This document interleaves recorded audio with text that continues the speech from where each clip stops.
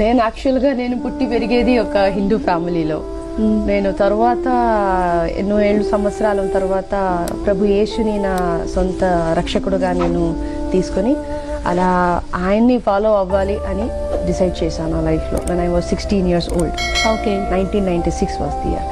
So అప్పటి నుంచి I don't know whether should I call myself Christian or what, I don't know, but I believe in my Lord Jesus Christ and I follow him and I believe whatever the Bible says is true.